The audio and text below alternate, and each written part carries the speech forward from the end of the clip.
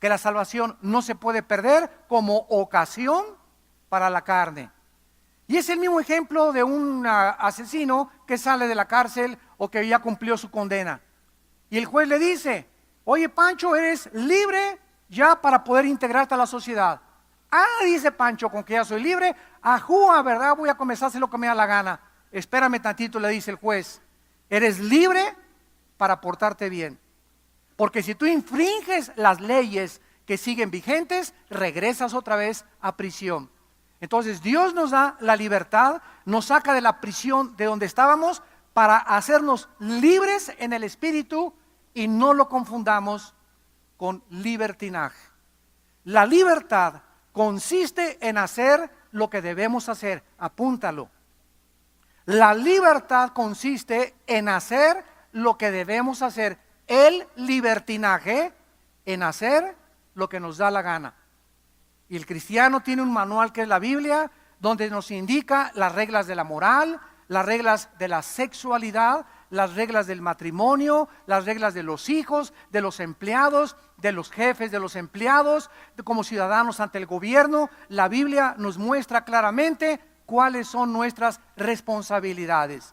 Muy bien. Habiendo dicho esto, ¿qué le pasa al cristiano con las buenas obras que hizo mientras estaba en el cuerpo? Si tú murieras, por ejemplo, el día de mañana y le gritaste a tu esposa la noche anterior, pecaste contra Dios, ¿verdad? Porque le gritaste a tu esposa y a lo mejor hasta una cachetada te dio ella o tú a ella y te mueres a las 12 de la noche de un ataque al corazón. ¿Te condenas? De ninguna manera. ¿Por qué? Porque esos pecados también ya fueron puestos en la cruz de Cristo. Es por eso que la salvación no se puede perder. En 1 Corintios capítulo 5 había un pasaje donde un muchacho, capítulo 5, el 1 al 5, estaba viviendo en adulterio, en fornicación con una señora de la iglesia. Y aparentemente este muchacho era cristiano y había caído en la fornicación. Y entonces Pablo se enoja contra los pastores de la iglesia de Corinto y les dice: ¿por qué no han juzgado este caso?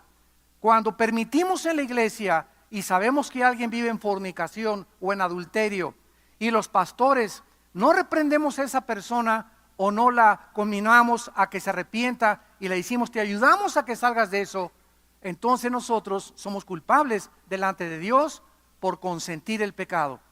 Nos vendemos, prostituimos nuestro ministerio. Y Pablo les dice: el tal se ha entregado a Satanás para que muera antes de tiempo, para la destrucción de la carne, para que el espíritu sea salvo. O sea, este muchacho iba a morir y Satanás, Dios le da el permiso para que le quite la vida a esta persona. Esto nos habla también que hay muchos cristianos que van a ir a casa antes de tiempo porque no quisieron arrepentirse de sus pecados. Entonces Dios nos da la vida para servirlo. Dios nos da la vida para conocerlo, para adorarlo. Es triste. Me decía este pastor Jorge Lozano que estuvo con ustedes: Armando, yo me di cuenta en la iglesia que estuve en el norte ahora, cantidad de gente que no adora a Dios. Y no estamos hablando solamente de gente de líderes. Dice: yo vi a muchos líderes que están en la adoración y están así. No adoran, no se nota que oran y están con los ojos abiertos. Entonces todos estos detalles nos hablan del estado espiritual en que nos encontramos ante Dios. Y cuando perdemos ese amor por Dios, esa pasión por Dios, esa adoración de meternos en la adoración, cerrar nuestros ojos y te adoro, Señor, te bendigo. Y sabes una cosa, Dios no necesita esto. Alguien me dijo una vez que Dios es tan megalómano que necesita nuestra adoración y que le digamos: te adoro y te sirvo. Dios no necesita la adoración. A Él no lo cambia esto. ¿Saben por qué nos pide Dios que lo adoremos? Porque nos cambia a nosotros. Y Dios nos ama tanto que cuando nosotros elevamos nuestra alma a Él y le adoramos, los que somos transformados somos nosotros. Él es el Dios todopoderoso. Si tú le adoras o no le adoras a Él, ¿verdad? No lo cambias. Su carácter es inmutable. Sus atributos son eternos. Él es el mismo ayer, hoy y por los siglos. Pero Él lo hace para que nosotros podamos fortalecer nuestra vida, hacer contacto con Él y recibir esa energía y esa fuerza que nos da la oración y la adoración delante de su presencia. Entonces, ¿qué va a pasar con los cristianos cuando muramos? Porque unos se portaron bien, hay otros cristianos que no se portaron tan bien, hay otros cristianos que fueron carnales, hay otros cristianos que nunca hicieron nada por el reino de Dios. Hay otros cristianos que van a morir y siempre le robaron a Dios con los diezmos. Hay otros cristianos que nunca ganaron una alma para Cristo. ¿Van a ser recompensados igual? En la otra vida, ¿estos cristianos van a avergonzarse? ¿Van a sufrir pérdida? ¿O qué les va a pasar? Este es el tema que estamos ocupándonos en esta mañana. En 1 Corintios capítulo 3, versículo 11 en adelante, el apóstol Pablo dice: nadie puede poner otro fundamento que el que está puesto, el cual es Jesucristo. En otras palabras, todos nosotros, los seres humanos, estamos parados. El fundamento, ustedes saben qué es. El fundamento es la base donde se construye un edificio. Y si el fundamento de tu casa es sobre arenas movedizas o sobre un terreno no muy rocoso, pues tal vez cuando venga una inundación, o si tu casa fue construida en un cerro donde hay mucha tierra, se deslava la casa, como lo hemos visto en muchos noticieros, y se derrumban colonias enteras que estaban construidas sobre la arena. Muy bien, nuestras vidas es igual. Muchos están parados y el fundamento de ellos es el ateísmo. Su vida está construida sobre una base que se llama ateísmo. Estas personas no tienen moral más que la que ellas mismas. Estas personas no tienen principios, estas personas no tienen ninguna dirección, estas personas no tienen contacto ni de dónde vienen, ni quiénes son, ni dónde siguen. Para ellos el material es lo único que existe, el materialismo. Su fundamento es el ateísmo. Otras personas están paradas sobre las filosofías orientales y esa es la base de sus vidas. Pues yo creo en la reencarnación, y yo creo en el budismo, y creo en la meditación trascendental, y que me puedo tener contacto con el mundo externo, y con el karma, y con la fuerza del universo, etcétera, etcétera. Y ese es el fundamento de ellas. Otros están parados sobre religión. No, mi religión es la única verdad, y meto un gol y me persino, y salgo de la cancha y me persino, me subo al camión y me persino, salgo de mi casa y me persino, y su base es la religión, pero no saben ni lo que enseña su religión, ni a dónde va su religión, ni quién fundó su religión, ni qué enseña su religión. Y hay otras personas que estamos parados sobre Jesucristo.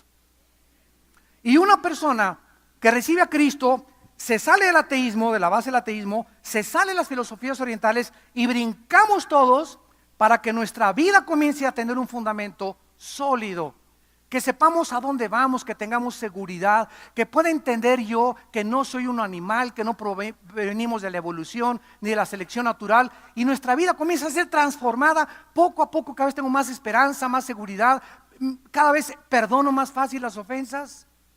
Una característica de un cristiano espiritual y maduro es una persona blindada contra las ofensas, contra la persecución, contra las traiciones. Ya no me molesta tanto que me hayan traicionado, ya no me molesta tanto que me hayan mandado a la banca, ya no me molesta tanto que hablen de mí. ¿Por qué? Porque ya el Espíritu Santo me ha fortalecido tanto que mis ojos están en Cristo y ya no me distraigo con los que me hablan o me dicen: los perdono, que Dios te bendiga, que Dios te bendiga. Yo quiero seguir siendo feliz y quiero seguir teniendo paz, y no me importa lo que tú digas contra mí. Si te encuentro ahorita aquí en Mundo ¿verdad? No voy a agarrar y mira el pajarito para no saludarte. No, ¿verdad? Si voy a pasar por ahí te voy a saludar, y ¿cómo estás? No te voy a voltear la cara. ¿Por qué? Porque no tengo nada contra ti, y si tú tienes algo contra mí, ese es tu problema. Pero yo no me puedo esconder de tu presencia ni voltearme cuando tú pasas junto a mí, porque demostraría que tengo aún rencor en mi corazón.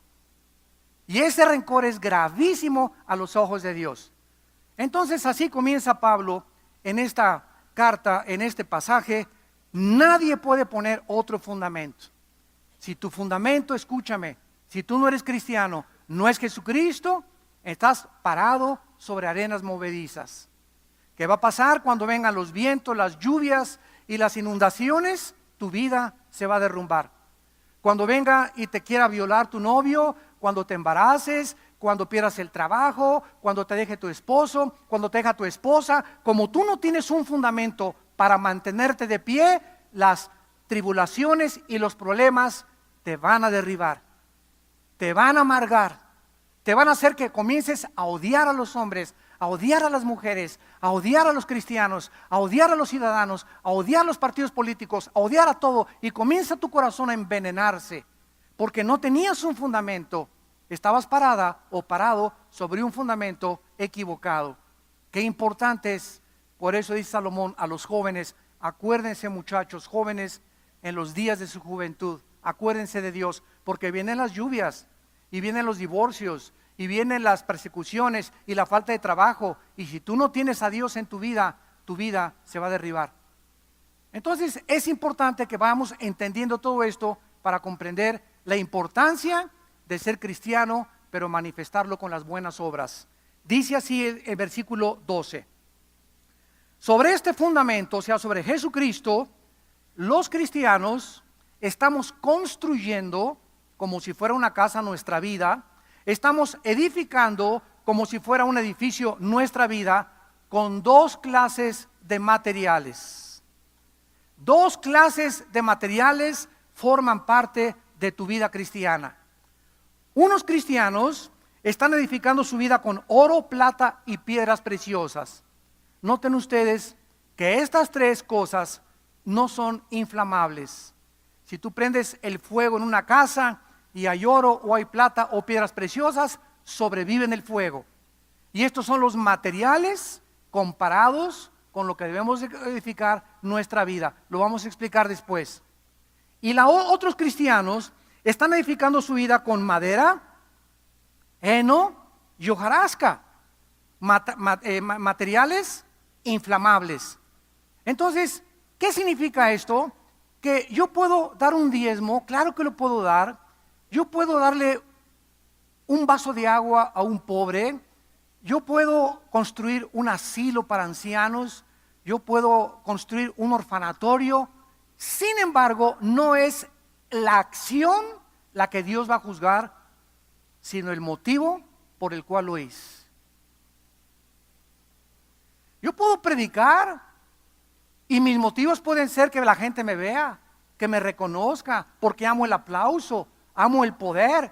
Miles de predicadores tienen motivos equivocados para predicar. Todo lo que yo puedo amar a mi esposa o mi esposo por motivos equivocados. Millones de mujeres aman a su esposo por lo que él les da. Si te casas con un millonario, no te casaste porque lo amabas, sino porque es millonario. Y hay ese concepto, ¿verdad? Si él tiene dinero, pues me voy por su dinero. Hombres que aman a sus mujeres no por lo que ellas son, sino porque eran demasiado bonitas. Se casaron por la belleza de la mujer y no por el corazón y el espíritu afable que una mujer debe de tener. Entonces, en todo hay motivos equivocados. Y es bien difícil juzgar estos motivos. Pero Dios, que penetra el corazón y los pensamientos, sabe que lo que estamos haciendo, lo estamos haciendo para Él. Tú puedes servir en esta iglesia para que te reconozcan, porque quieres poder, porque te quieres vestir o de decán, o de seguridad, o de staff, o de escuela dominical, y te regañan y te ofendes, y esto y el otro. ¿Por qué? Porque tu corazón no era para el reino de Dios, era para ti nada más y para obtener algo en tu vida. Estás construyendo sobre madera, heno y hojarasca.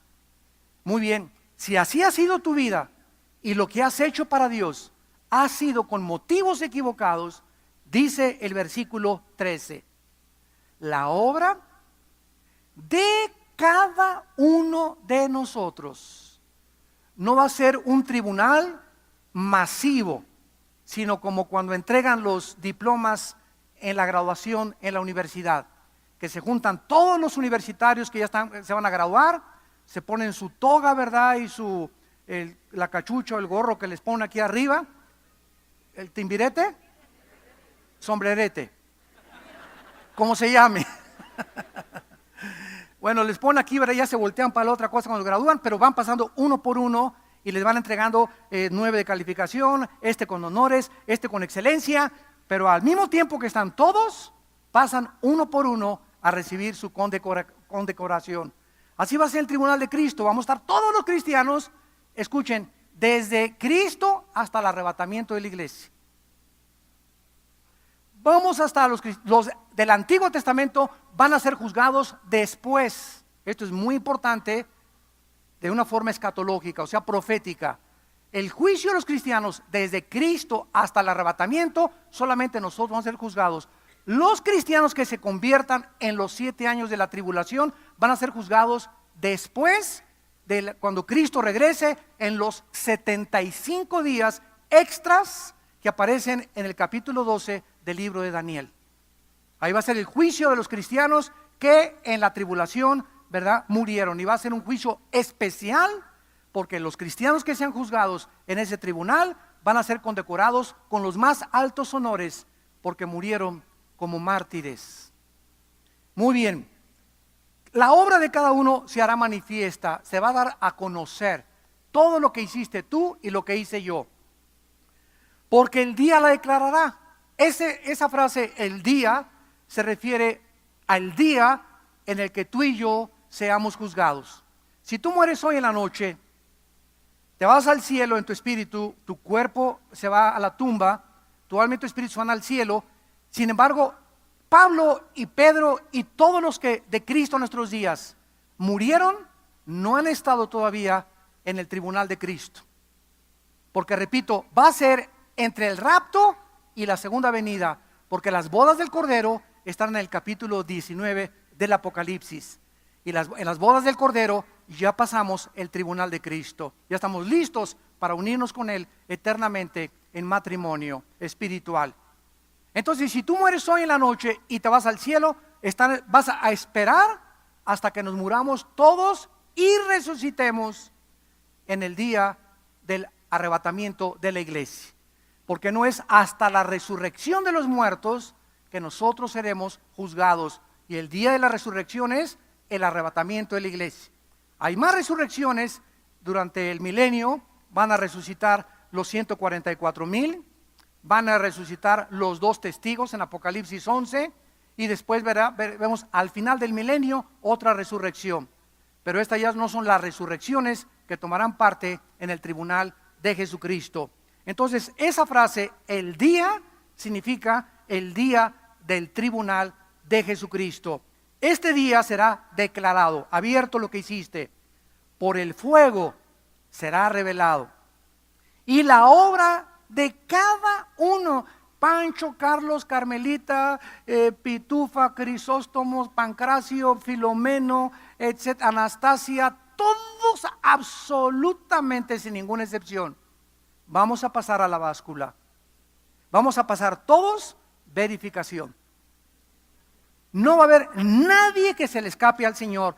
Cada cosa, palabra, obra que hicimos será probado, sea por el fuego. O sea, que significa esto, que si fue por motivos malos, no va a contar. Es lo que significa. Todo lo que hicimos con motivos equivocados no va a contar. Quiero darles un ejemplo para que tengan un poco más de idea de lo que el Espíritu Santo nos quiere enseñar. En el capítulo 2 de Apocalipsis, versículo del 1 al 6, hay un caso asombroso. La iglesia de Éfeso. Y entonces Dios comienza diciéndole a la iglesia de Éfeso: yo conozco tus obras, yo conozco que te has esforzado, yo conozco que has sido celoso, yo conozco que has probado a los falsos apóstoles. Y por cierto que hay una apostolitis ahorita tremenda, y ahorita todo el mundo está haciendo apóstol. Conozco que has probado a los falsos apóstoles y los has hallado mentirosos. Imagínense, después de recibir todas estas alabanzas de parte de Cristo, esta iglesia cómo se debería de sentir, ¿no? O tú si fueras individualmente delante de Él.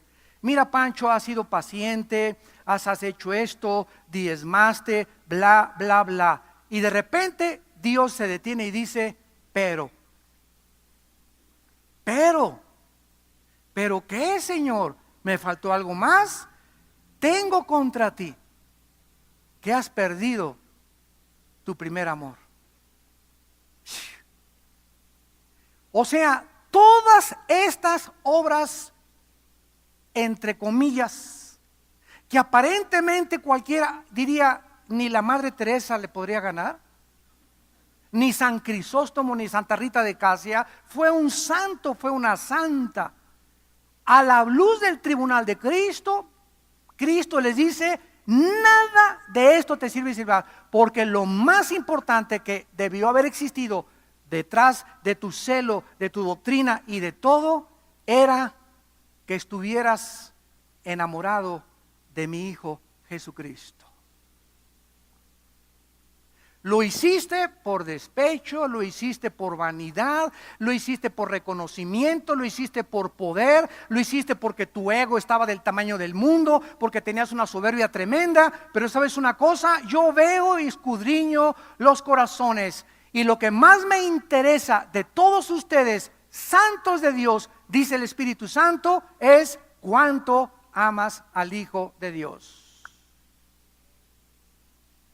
¿Qué significa esto? ¿Cuánto tiempo pasas diario con Él? ¿Cuánto tiempo pasas en comunión con Dios? De las 18 horas que tenemos o 16 horas que tenemos diarias, porque 8 horas las dormimos y estamos en estado inconsciente, de cada día que pase se va a calcular. Ayer Pancho pasó 3 minutos, llegó a la Biblia y le hizo, en nombre de Jesucristo, amén, feliz no me Padre, noche de día, Padre nuestro que estás en los cielos, amén. Y ese fue su devocional de Pancho. Apúntele 15 segundos, Pedro. Pancho fueron 15 segundos, el martes 30 segundos, el miércoles 3 minutos, el otro día 40, y se va a sumar todo. ¿Cuánto de nuestra vida le dimos a Dios? ¿Cuánto tiempo pasamos con Él en la hora? Aquí, pero fuiste muy activo.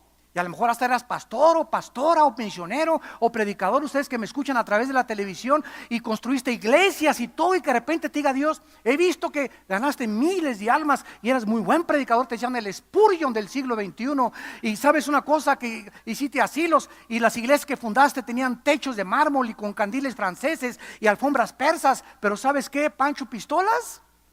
Que no vas a entrar ni vas a tener recompensas. Porque lo que más me interesó de tu vida es que fuiste muy activo, hiciste muchas cosas, pero a mí me interesa más lo que eres que lo que haces.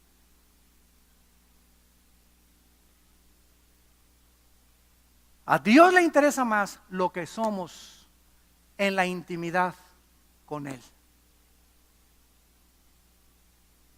Y cuidado, porque el activismo puede suplantar nuestro amor a Jesucristo.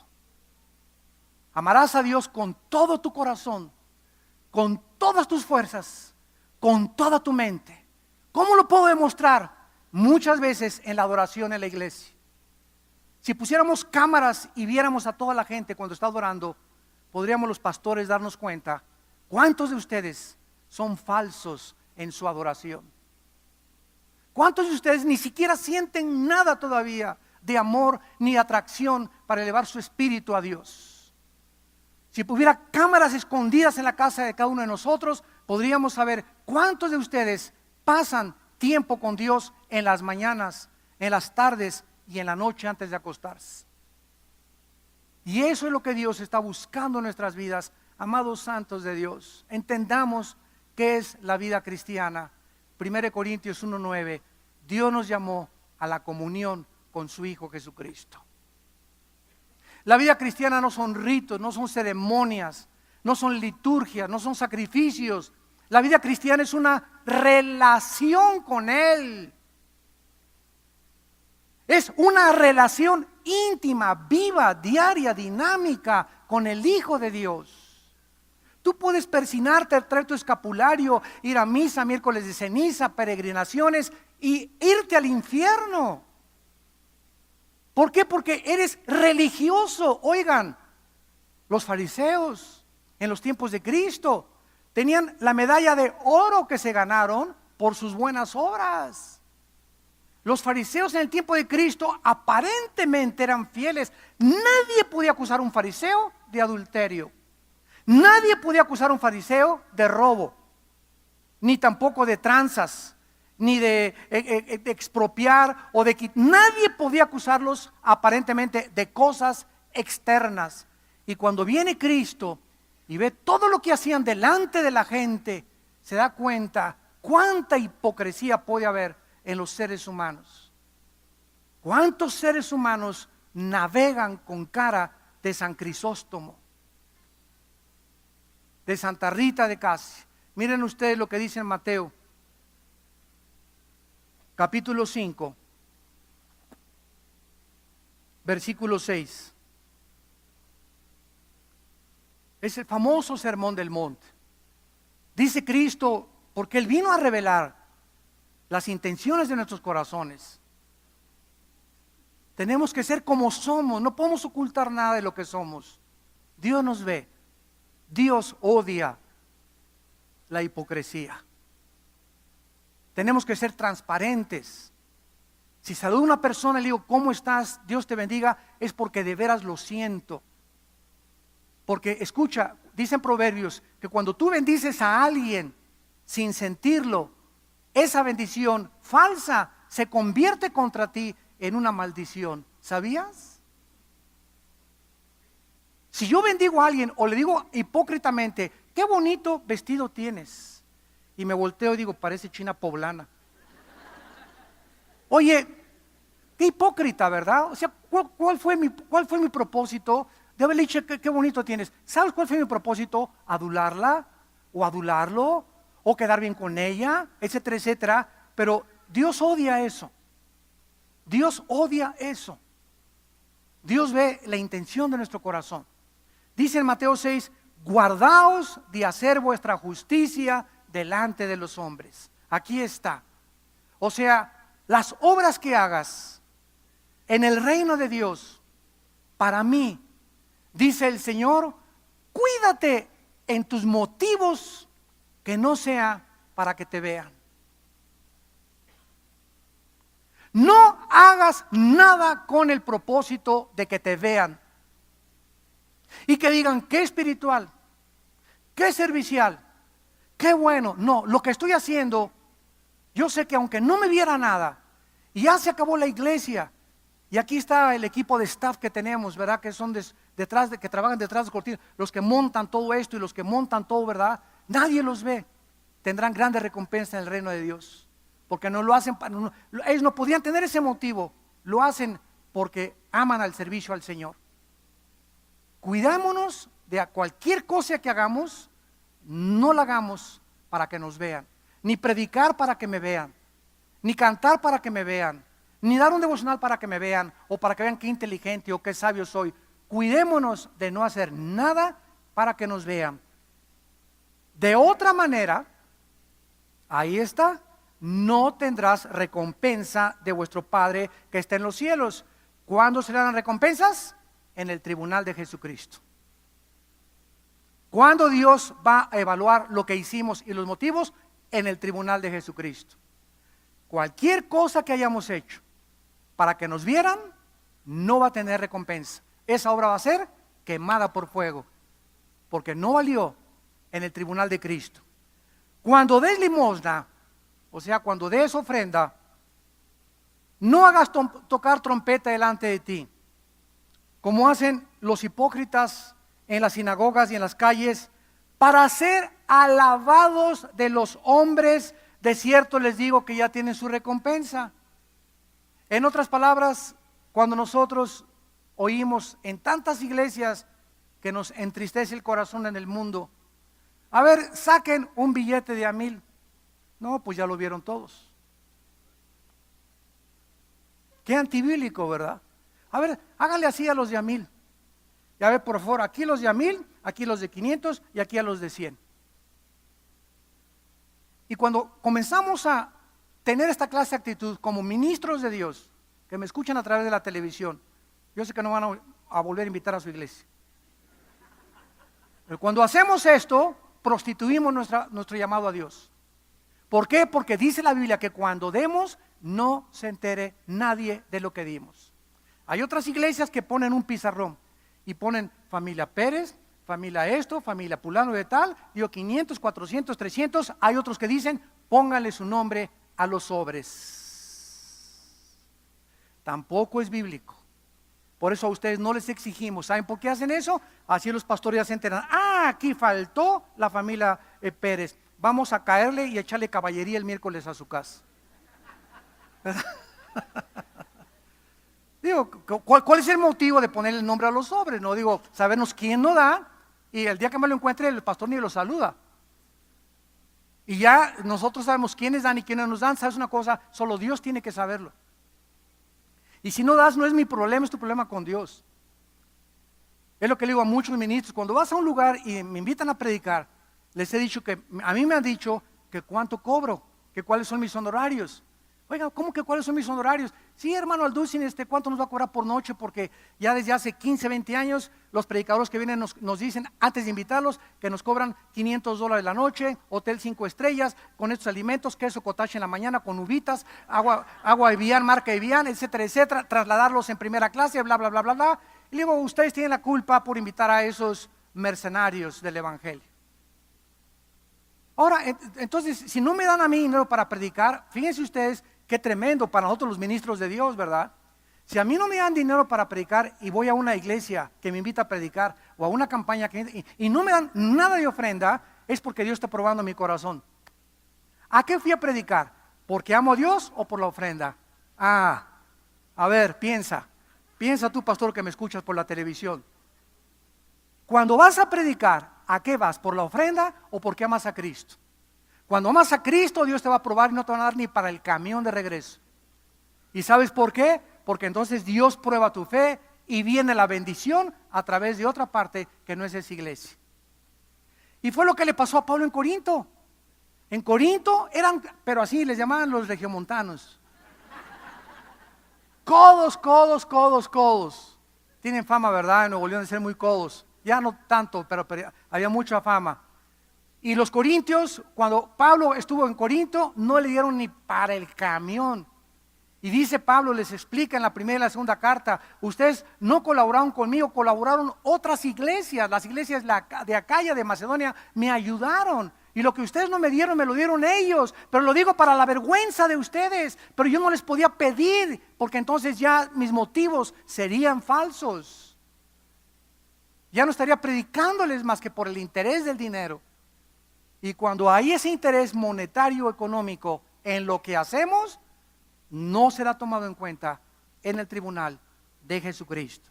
Cuando des limosna, no toques trompeta delante de ti, o sea, que nadie sepa lo que tú estás dando para ser alabado por los hombres. Pues claro, desde el momento que sacas tu billete y que dice el pastor, ya, pues este pastor dio 50,000 y este 100,000, pues ya, ¿verdad? Ya te alabaron.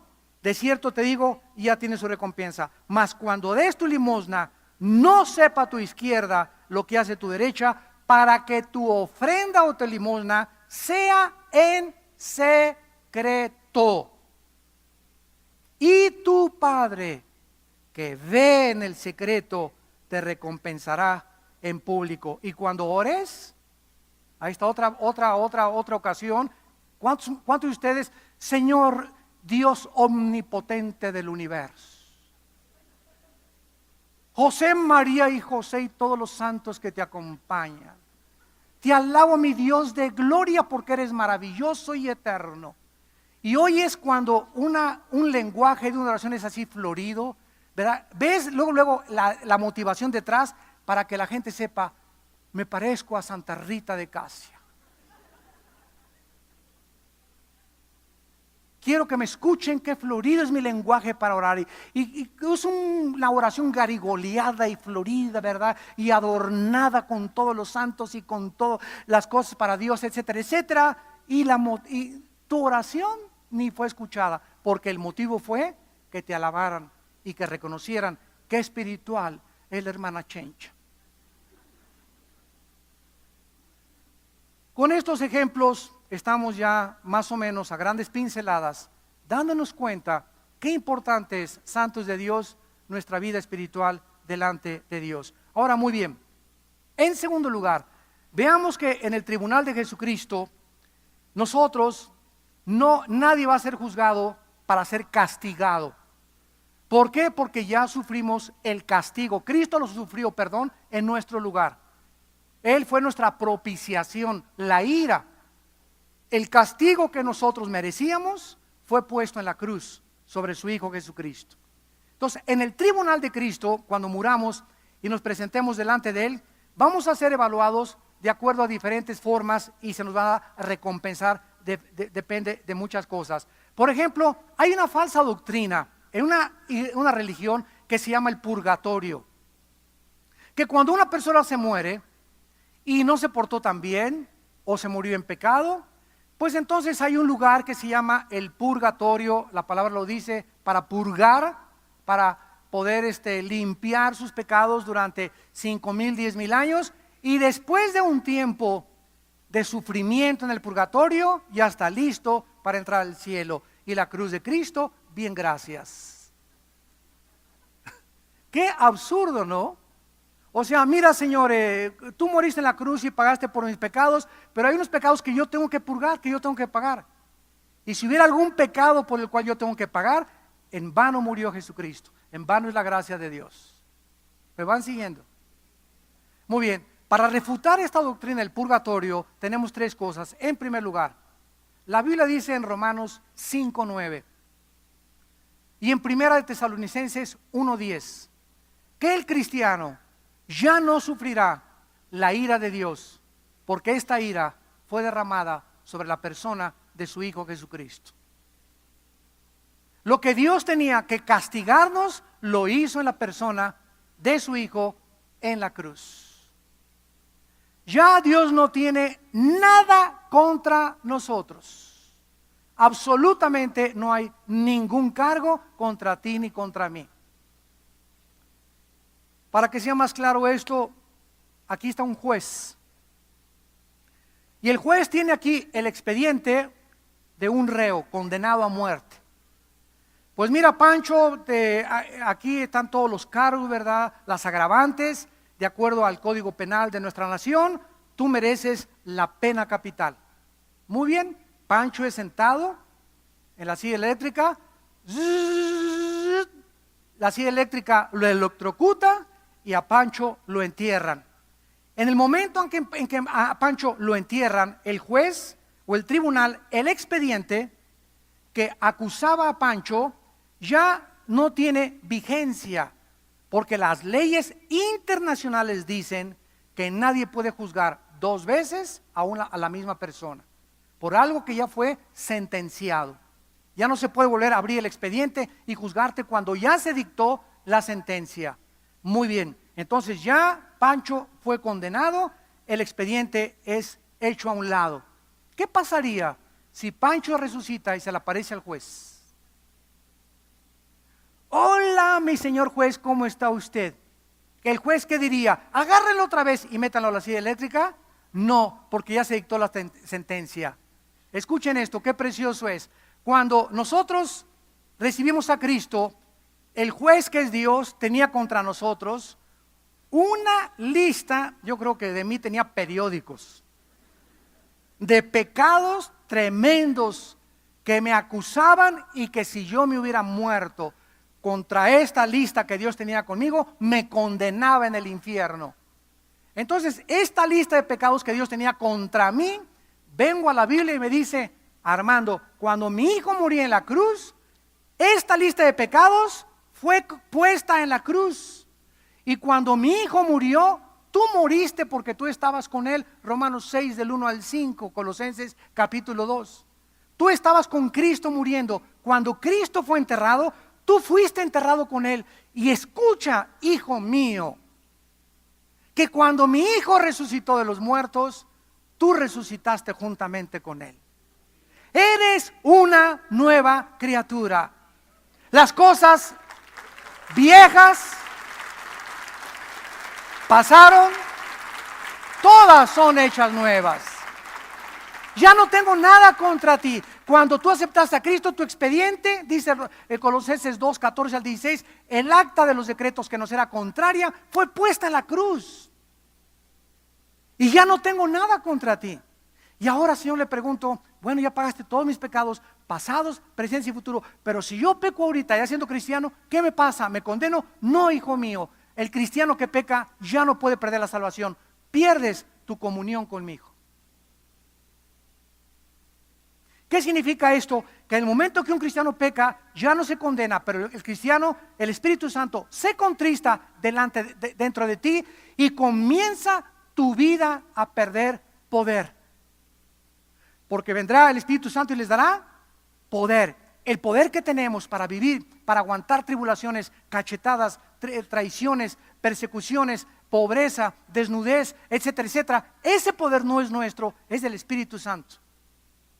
Y cuando peco, ese poder se hace chiquito y comienzo a enfrentar el mundo en mi carne nada más, en mis 5 sentidos.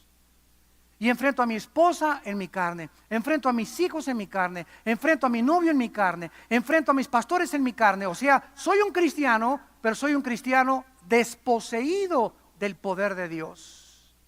Ya no tengo gozo en mi vida. Comienza el diablo a meterme semillas de odio, de venganza, de desconfianza, de que la gente, todos los cristianos son una bola de hipócritas, todas las iglesias son una cochinada. Y no, ¿sabes una cosa? Te voy a dar un consejo. En el arca de Noé, todos los animales que estaban adentro se hacían popó.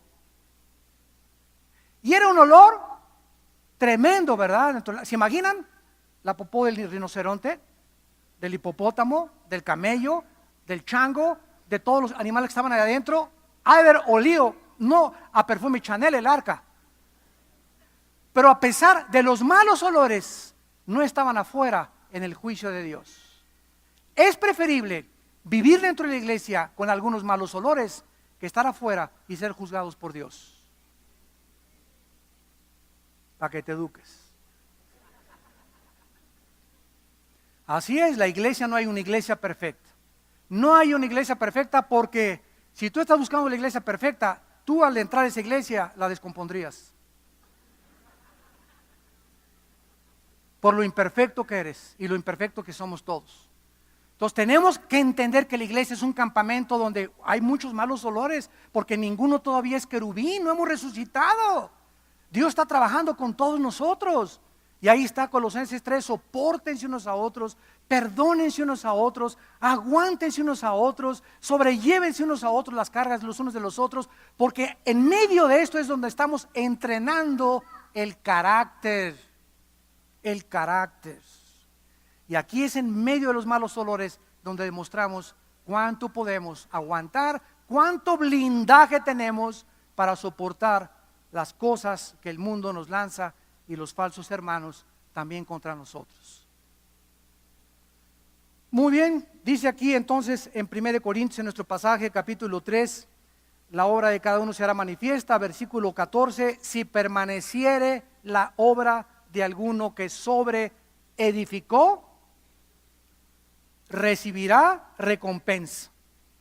Si la obra de alguno se quemare, él sufrirá pérdida.